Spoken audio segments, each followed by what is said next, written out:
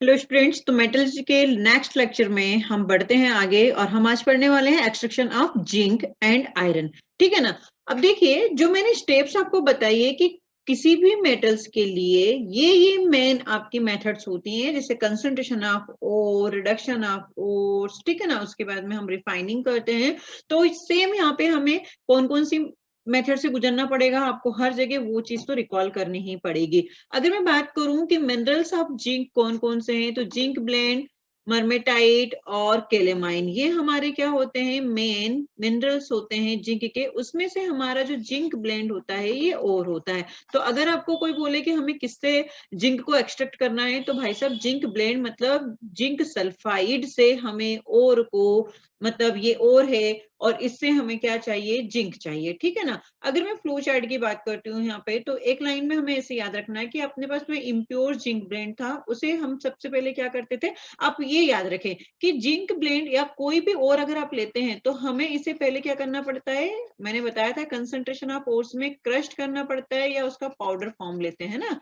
तो क्रस्ट करो, या ये हर एक मेटल के लिए सबसे पहले प्रोसेस यही होगा। तो ये अंडरस्टूड है आपको कि क्रस्ट और या पाउडर फॉर्म और अपन ने लिया, तो कंसंट्रेशन ऑफ और किया। इसमें कंसंट्रेशन ऑफ ओर्स में अपन ने जो मेथड्स पढ़ी उसमें से हम फ्रोथ फ्लोटेशन मेथड यहाँ पे यूज करते हैं और हम कंसंट्रेशन ऑफ जिंक ब्लेंड कर देते हैं। अब जो कंसंट्रेटेड जिंक ब्लेंड मिला है, ठीक है ना, मतलब जो जिंक सल्फाइड मिला है, मुझे चाहिए जिंक ऑक्साइड, उसको मैं क्या करूंगी, रोस्टिंग करूंगी तो मुझे जिंक ऑक्साइड मिल जाएगा। और जब मैं जिंक ऑक्साइड का रिडक्शन कर लेती हूँ तो मुझे यहाँ पे जिंक मेडल मिल जाती है। अब आपको ये पता है कि रिडक्शन के थ्रू हमारे पास में 97 से 99% तक मेटल प्योर फॉर्म में मिल जाती है, लेकिन कुछ परसेंटेज में आपकी इम्प्योरिटीज रह जाती है, जिसे अलग हम आगे क्या कर देते हैं, रिफाइनिंग कर देते हैं। तो रिफाइनिंग से हमें क्या मिल जाता है, प्योर जिंक मिल जाता है, प्योर मेटल मिल जाता है। तो ये तो आपका था एक इंट्रोडक्शन पार्ट।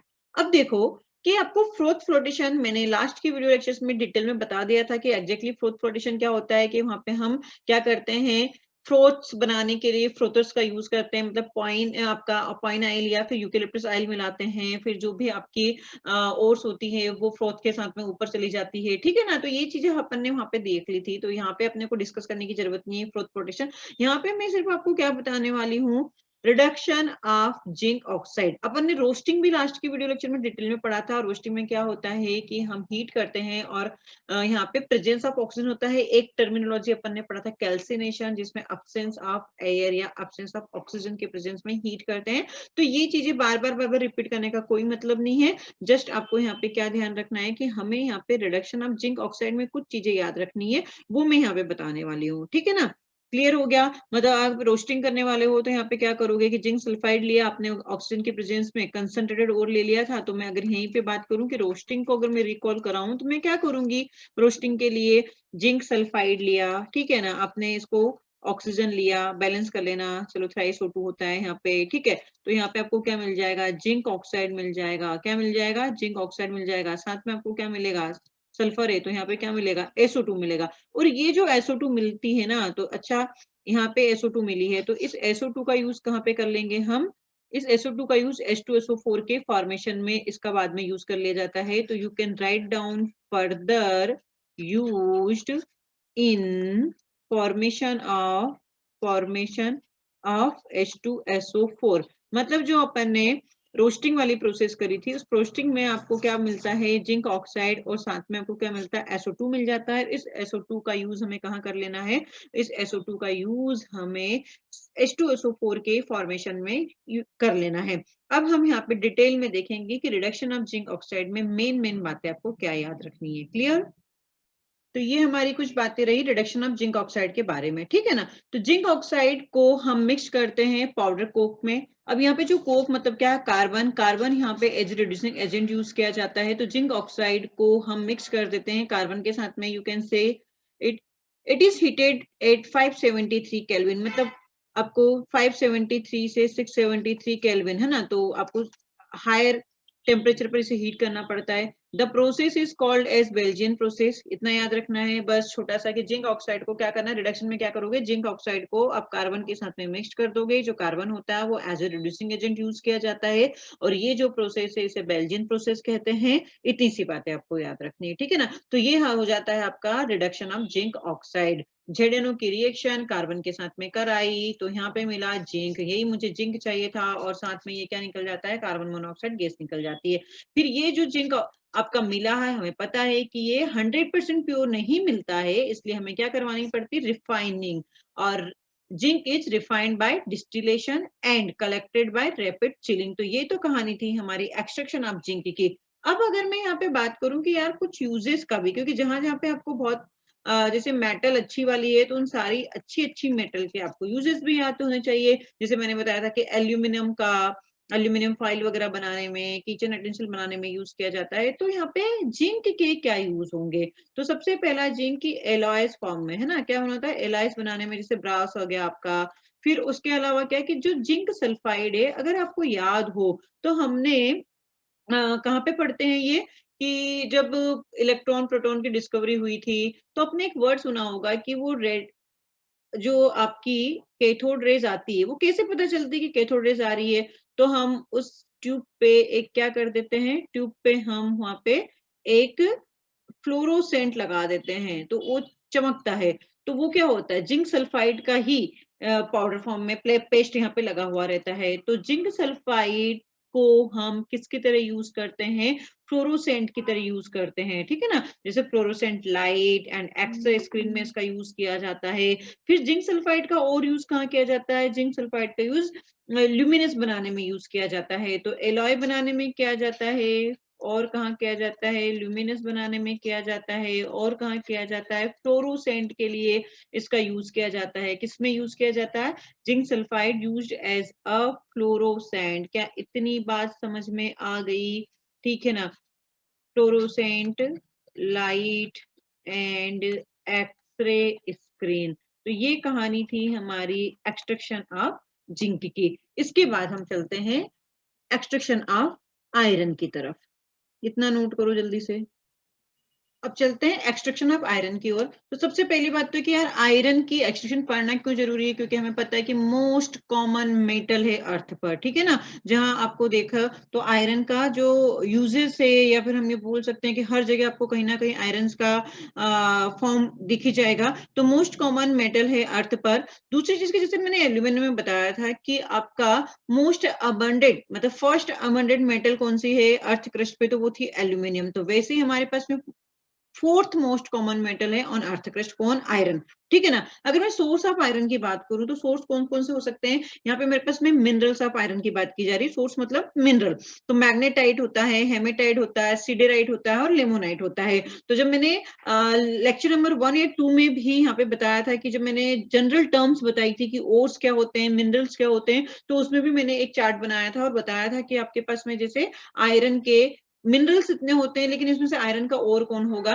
तो यहाँ पे मेरे पास में आयरन के ओर्स के फॉर्म में हम मैक्सिमम टाइम पे तो हम हेमेटाइट का यूज करते हैं, मतलब Fe2O3। अब हम यहाँ पे बोलोगे परसेंटेज 72.4% होता है, लेकिन यहाँ पे 69.9% होता है। तो आपको ओर का डेफिनेशन मैंने बताया था कि क्या चाहिए हमें, एक तो हमें क्या बोलते हैं, इकोनॉमिकली यहाँ पे अपना फायदा होना चाहिए, या फिर मैं बोलूँ प्रॉफिटेबल होना चाहिए, या फिर कमर्शियली मैं बोलूँ तो यहाँ पे मुझे जितना सस्ते में, जितने ज्यादा अमाउंट में मुझे आयरन मिल जाएगा, मैं उस ओर को, उस मिनरल को एज ए ओर यहाँ पे कंसिडर करूंगी, ठीक है ना। तो यहाँ पे हेमेटाइट का यूज हो सकता है, और कहीं कहीं पे हम सेडेराइट भी यूज करते हैं। तो ये दो मेन आपके ओर्स हो सकते हैं, लेकिन आपका अगर ज्यादा अमाउंट में या फिर लाडला और अगर हम बोलें तो वो हमारा कौन हो जाएगा, हेमेटाइट हो जाएगा। और ये लिमोनाइट। तो 4 इसके मिनरल्स हैं, मैग्नेटाइट, हिमेटाइट, सिडेराइट और लिमोनाइट। तो जो हेमेटाइट है, तो आप सोच सकते हो कि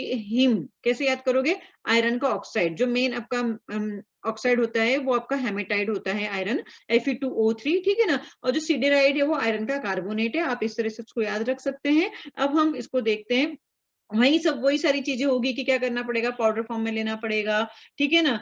आपको क्रस्ट या ग्राइंड फॉर्म में लेना पड़ेगा, कंसंट्रेशन करना पड़ेगा। फिर कंसंट्रेशन में आगे क्या कर देता हूँ, फ्लो चार्ट से समझा देती हूँ। और इसका जो मेन है रिडक्शन, वो हमें डिटेल में पढ़ना है, ठीक है। तो आइए चलते हैं फ्लो चार्ट की ओर। अब देखिए कि हमने यहाँ पे हेमेटाइट लिया है एज ए ओर, क्या लिया है, हेमेटाइट लिया है as a ore. Crushed form में लेंगे, पाउडर फॉर्म में लेंगे, ये सबके लिए कंपलसरी होता है। तो अगर मैं कंसंट्रेशन ऑफ ओर की बात करूं तो कंसंट्रेशन ऑफ ओर में हम यहाँ पे कौन सी मेथड यूज करेंगे? हम यहाँ पे करेंगे हाइड्रोलिक वॉशिंग या फिर मैग्नेटिक, दोनों ही कर सकते हो, hydraulic washing as well as magnetic separation. याद आ रहा हाइड्रोलिक वॉशिंग में क्या हुआ करता है भैया? हाइड्रोलिक वॉशिंग में हम क्या करते हैं कि आपके पास में इस तरीके से एक हाइड्रोलिक क्लासिफायर हुआ करता था और उस हाइड्रोलिक क्लासिफायर से ओर को डाला जाता था और इधर से जेट, मतलब आपको वाटर की बहुत तेज प्रेशर डाला जाता था। तो ये क्या होता था, पोटेंशियल आपका डेंसिटी डिफरेंस की वजह से आपका जो ओर्स हैं वो नीचे की ओर बैठ जाया करता था और गंदगी बह के चली जाती थी। ये मैंने आपको हाइड्रोलिक वॉशिंग में लेक्चर नंबर 1 या 2 में आपको डिटेल में बताया है, तो इसलिए मैं यहाँ पे इसको फिर से रिपीट करके आपको बोर नहीं करने वाली हूँ। सिर्फ ये बताती हूँ कि या तो हाइड्रोलिक वॉशिंग, वॉशिंग मतलब क्या है कि आप धो लो, जैसे आपको आयरन कहीं पे मिला हुआ पड़ा है तो बहुत ज्यादा इसमें मिट्टी वगैरह रहेगी, सॉइल रहेगा, तो उसको आप वॉश करने के लिए क्या करोगे, प्रेशर से आप वाटर फ्लो करोगे तो आपका आयरन तो नीचे की ओर चला जाएगा क्योंकि भारी है और बाकी गंदगी बह के चली जाएगी। अब चूंकि ये मैग्नेटिक प्रॉपर्टी शो करता है तो आपको मैग्नेटिक सेपरेशन याद है। मैग्नेटिक सेपरेशन में मैंने बताया था कि इस तरह से ऐसे दो आपके क्या हो सकते हैं, चक्के हो सकते हैं और इसमें से इस तरह से बेल्ट के थ्रू इसको ओर्स को पास किया जाता है। अभी और गया तो ये क्या होता है आपका मैग्नेटिक, तो मैग्नेटिक प्रॉपर्टी शो कर रहा है तो ये व्हील्स पे चिपक के यहाँ पे आपका एक कंटेनर होता है। तो जो मैग्नेटिक वाले प्रॉपर्टी रखने वाले हैं वो चाहे आपकी और भी हो सकता है या आपकी इम्प्योरिटीज हो सकती है। यहाँ पे मेरे पास में और क्या मैग्नेटिक प्रॉपर्टी रख रहा है तो यहाँ पे गिर जाएगा, और जो आपकी गेंग या फिर इम्प्योरिटीज है वो आपकी इस वाले पार्ट्स में गिर जाया करती थी। तो ये मैग्नेटिक सेपरेशन भी मैंने आपको इंट्रोडक्शन वाले पार्ट में बताया था, ठीक है ना। अब आगे अगर मैं बात करूं कि यहाँ पे मैंने हेमेटाइट लिया, मतलब ऑलरेडी मैंने क्या ले रखा है यहाँ पे, ऑक्साइड लिया है। ध्यान से सुनना मेरी बात को, ऑलरेडी मैंने क्या ले रखा है यहाँ पे, ऑक्साइड ले रखा है। तो अगर मैंने ऑक्साइड लिया है तो मुझे यहाँ पे इस केस में तो कैल्सिनेशन करने की जरूरत नहीं है। क्या मेरी बात समझ में आई कि मैंने यहाँ पे अभी क्या ले रखा है एज ए और आपको हेमेटाइट दैट इज ऑक्साइड ले रखा है। तो अब मुझे यहाँ पे ऑक्साइड ऑलरेडी मेरे पास है तो मुझे कैल्सिनेशन की जरूरत नहीं पड़ती है।